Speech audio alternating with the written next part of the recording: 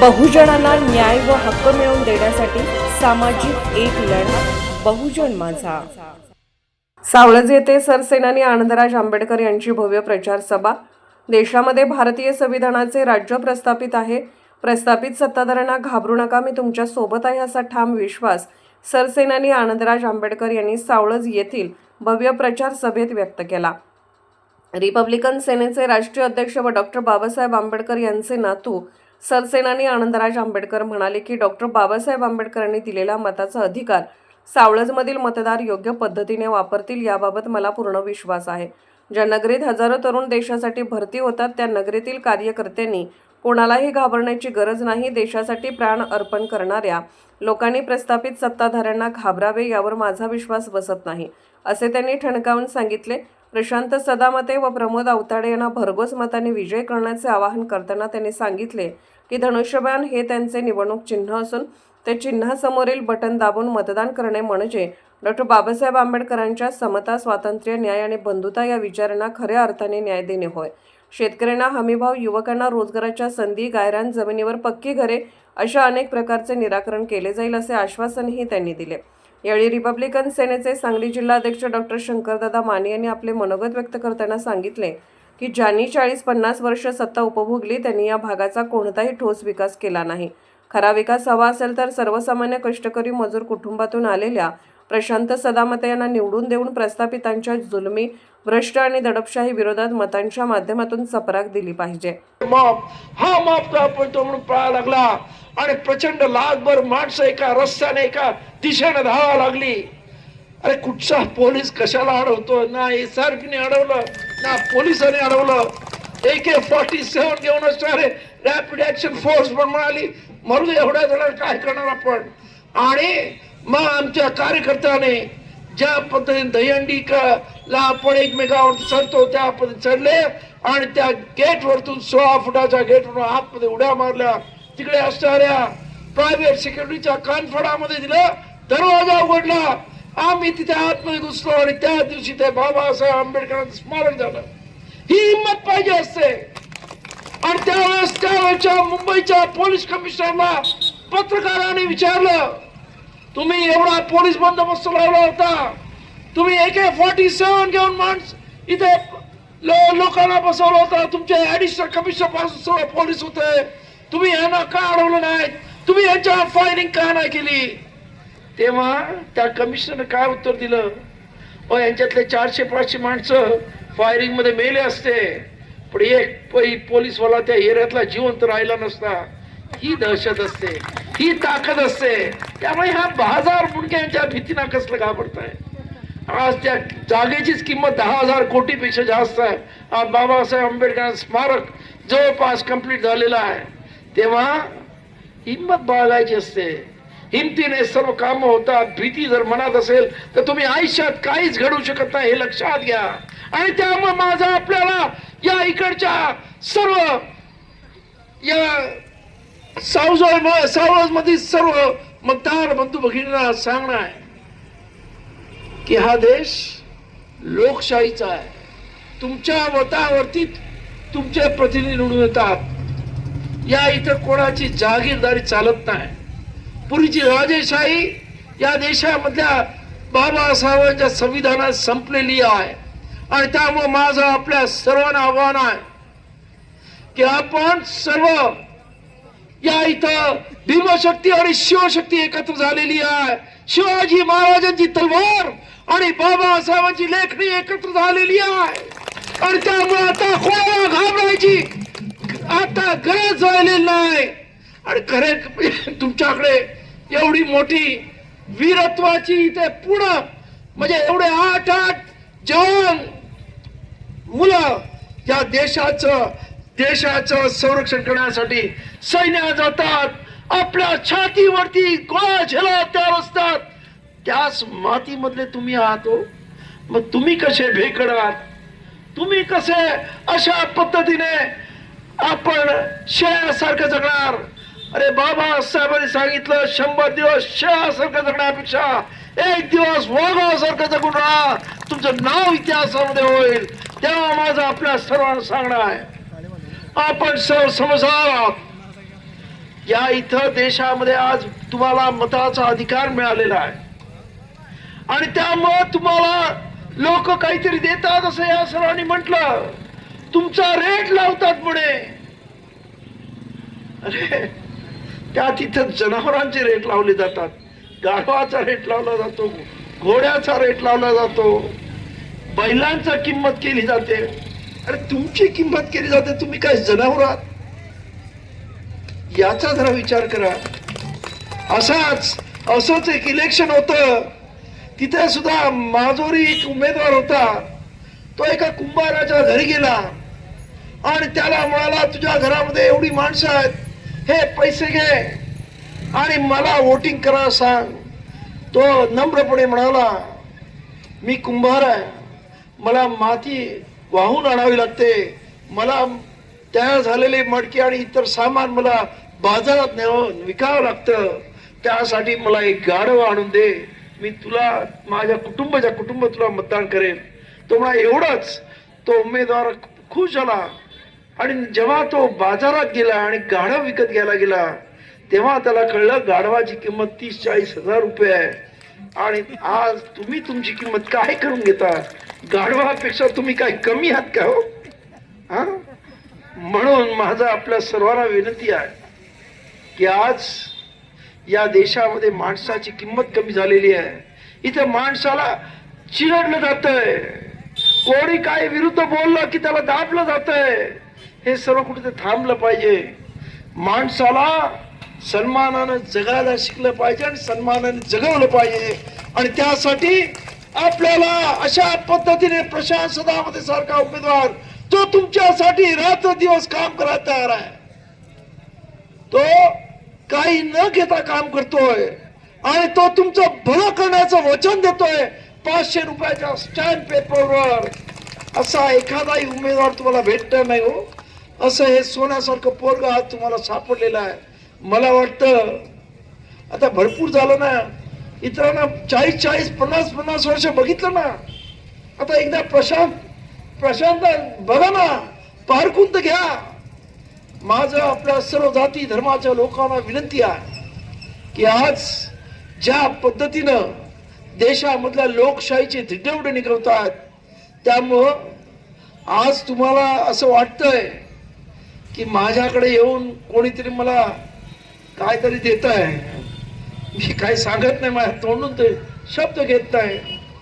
परंतु हे जर असंच चालू राहिलं आणि तुम्ही लोकशाहीचा आणि या खून करत राहिला तर एक दिवस असा येईल आणि तो आता सुरुवात झालेली आहे.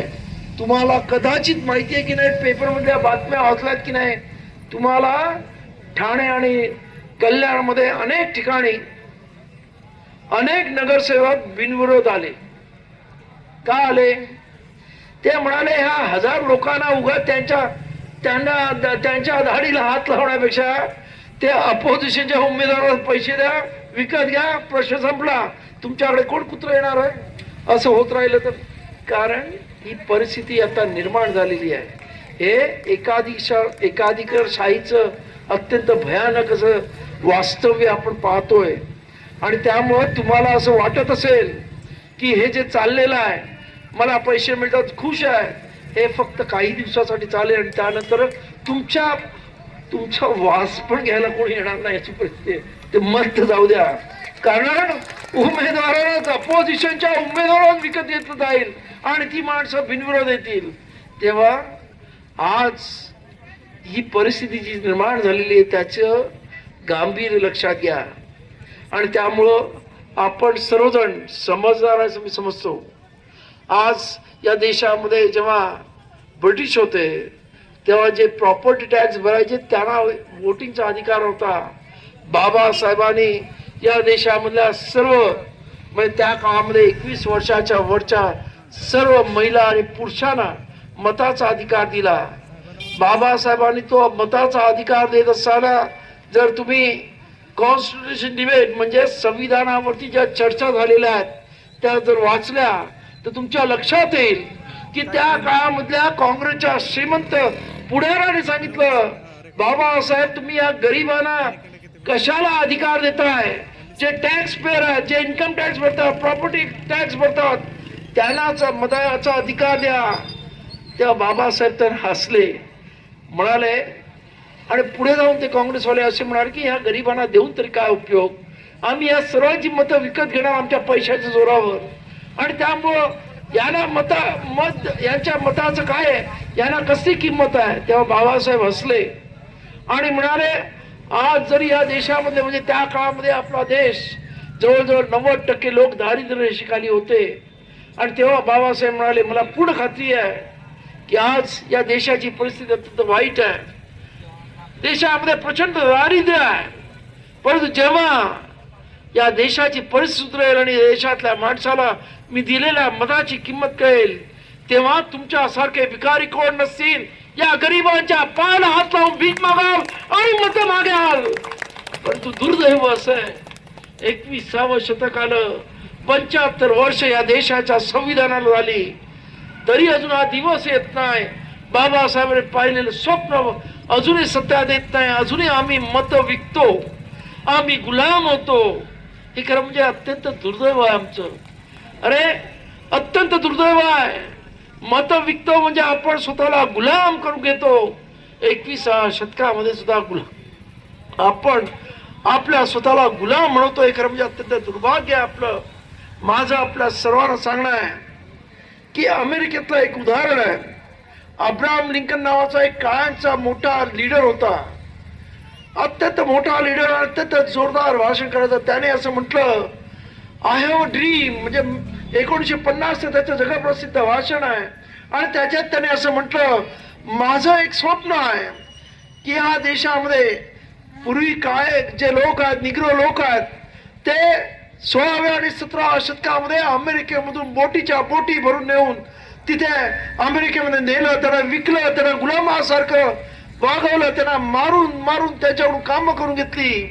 तेव्हा त्यांचा एक प्रतिनिधी अब्राहम लिंकनचं भाषण की आय हॅव अ ड्रीम, की माझं एक स्वप्न आहे की ह्या काळांचा एक कधीतरी एकदा राष्ट्रपती म्हणून माणूस निर्माण व्हावा, म्हणजे त्या देशाचा राष्ट्रपती व्हावा. आणि त्याचं स्वप्न 2014ला सत्यात आलं, आणि बराक ओबामा नावाचा एक काळा माणूस त्या देशाचा राष्ट्रपती आणि जगातला सर्वात ताकदवान माणूस झाला. आणि बाबासाहेबांचं एक स्वप्न होतं, या संविधान कर्त्याचं या देशातलं एक स्वप्न होतं की या देशामधले त्यांचं सुद्धा एक अत्यंत महत्वाचं भाषण आहे. त्याच्यामध्ये त्याने हॅव नॉट्स, म्हणजे इंग्रजीतलं भाषण आहे, त्याच्यामध्ये त्यांनी म्हटलं हॅव नॉट्स, या देशातल्या हॅव नॉट्स पैकी कोणीतरी सत्ताधारी व्हावा. हॅव नॉट्स म्हणजे कोण, तर ज्या सत्ता आणि संपत्तीपासून वंचित असणारी जी लोक आहेत, मग ती दलित असतील, कष्टकरी असतील, शेतकरी असतील, शेतमजूर असतील, अल्पसंख्याक असतील, यांच्यामधला एक माणूस या देशाचा पंतप्रधान व्हावा. अजूनही ते स्वप्न सत्यात उतरलं नाही. मला आशा आहे की बाबासाहेबांचं स्वप्न, बाबासाहेबांचे विचार या देशाने लवकर अंगीकारले तर खऱ्या अर्थानं या देशामध्ये अत्यंत चांगली अशी लोकशाही, निकोप लोकशाही जन्माला येईल. नाही तर आज या लोकशाहीच्या नावाखाली चाललेलं एक प्रकारे इथे हुकुमशाही आहे, ते कुठेतरी संपवायचं असेल. आपणच पाहतो की आपली लोक इथे घाबरतात. म्हटलं तर किती वाईट परिस्थिती आहे 21व्या शतकामध्ये. एखाद्या प्रतिनिधीला ज्याला आपण निवडतो त्याला आपण घाबरतो, ही अत्यंत शरमेची गोष्ट आहे. अरे त्यापेक्षा आपण जीव दिलेला चांगला असं मी समजतो. अरे कोणी कोणाला घाबरण्यासारखी गोष्ट नाही. बाबासाहेबांनी संविधान काय ह्याच्यासाठी दिलं. तेव्हा माझं आपल्या सर्वांना विनंती आहे, न घाबरता, न कुठच्या आमिषाला बळी पडता, प्रामाणिकपणे जे आपल्याला मिळालेला मताचा अधिकार आहे तो मी माझा मत माझ्यासाठी काम करणारा माणसाला देईन. मी इथे माझ्यासाठी काम करणाऱ्या प्रसाद सदामध्ये, त्याचबरोबर शिंदे असतील, त्याबरोबर प्रमोदजी असतील, अशा गरीब घरातून आलेल्या परंतु काम करू इच्छिणाऱ्या सर्व लोकांना घेऊन चालणाऱ्या लोकांना मोठी करेल, ही आपली इच्छा असायला पाहिजे. आज आम्ही या इथे शिवसेनेबरोबर गेलो याचं कारणच असं की या शिवसेनेचे जे नेते आहेत अत्यंत हाडाचा कार्यकर्ता आहे, रस्त्यावरचा कार्यकर्ता आहे. अरे साधा तो जेव्हा हा माणूस एकनाथजी शिंदे जेव्हा मुख्यमंत्री झाले आणि कोकणामध्ये एका ठिकाणी दरड कोसळली, अरे लोकांना कळण्याआधी मुख्यमंत्री तिथे हजर नाही, तर आतापर्यंत मुख्यमंत्री फक्त मंत्रालयातून कारभार करत होते. अनेक योजना त्यांनी आणल्या महिलांसाठी, लाडकी बहीण असेल किंवा महिलांना खऱ्या अर्थानं न्याय देण्यासाठी आणि त्यांना एक अत्यंत स्वाभिमानी दर्जा देण्यासाठी. पोराच्या नंतर आईचं नाव, नंतर बापाचं नाव, एवढ्या मोठ्या पद्धतीने दर्जा दिलाय. तेव्हा अशा या माणसाबरोबर आम्ही केलंय, युती केली आहे का, तर दोघंही स्वाभिमानी आहोत, दोघंही हळाचे कार्यकर्ते आहोत, दोघंही रस्त्यावरची लढाई लढणारे आहोत. आणि म्हणून माझं आपल्या सर्वांना आव्हान आहे की आज या शिवशक्ती भीमशक्ती या महाराष्ट्रामध्ये एकत्र झालेली आहे आणि तुम्ही सर्वांनी प्रामाणिकपणे या शिवशक्ती भीमशक्ती बरोबर उभं राहून त्या तिथं शहरात ज्या शिवानी खऱ्या अर्थाने या देशाला स्वातंत्र्य का असतं ते दाखवलं आणि ज्या बाबासाहेबांनी या देशाला लोकशाही का असं ते दाखवलं, त्यांच्या या उमेदवारांबरोबर आपण प्रामाणिकपणे उभे राहा. त्या तिघांची निशाणी धनुष्यबाण आहे. जाताना एकच सांगतो, 7 तारखेला जेव्हा वोटिंगला जाल तेव्हा माझं आपल्याला एकच विनंती आहे की ज्या पद्धतीने अर्जुनाला फक्त त्या माशाचा डोळा दिसत होता आणि त्याने तो धनुष्यबाणाने फोडला, तेवढं लक्षात ठेवा. आणि तुमचाही या इथं असणाऱ्या या मस्तवा लोकांचा डोळा फोडायचा आहे असं समजून ते धनुष्यबाण तुमच्या हातात आहे. तुम्ही अर्जुन आहात आणि तुम्हाला महाभारतामधला अर्जुन बनायचं असं लक्षात ठेवा. आणि खऱ्या अर्थानं या इथं असणाऱ्या धनुष्यबाणाच्या युतीला शिवशक्ती आणि भीमशक्तीला ताकदीने निवडून द्या, एवढीच आपल्याकडून अपेक्षा करतो. या सभेला शिवसेनेचे तालुका अध्यक्ष बाबासाहेब शिंदे, कवठेमहांकाळ शहराध्यक्ष काकासाहेब मोडले, रिपब्लिकन सेनेच्या महिला जिल्हाध्यक्ष उज्ज्वला धोत्रे, युवक जिल्हाध्यक्ष संतोष वानखडे, इरडी गावच्या सरपंच संजना आठवले तसेच सुनील खोत, सिद्धनाथ माने, रेश्मा वानखडे उपस्थित होते. तसेच कवठेमहांकाळ तालुका अध्यक्ष गौतम कांबळे, जिल्हा उपाध्यक्ष जालिंदर मोहिते, पश्चिम महाराष्ट्र अध्यक्ष रमेश उबाळे, उपाध्यक्ष दयानंद शिवजातक यांच्यासह अनेक पदाधिकारी व कार्यकर्ते मोठ्या संख्येने उपस्थित होते.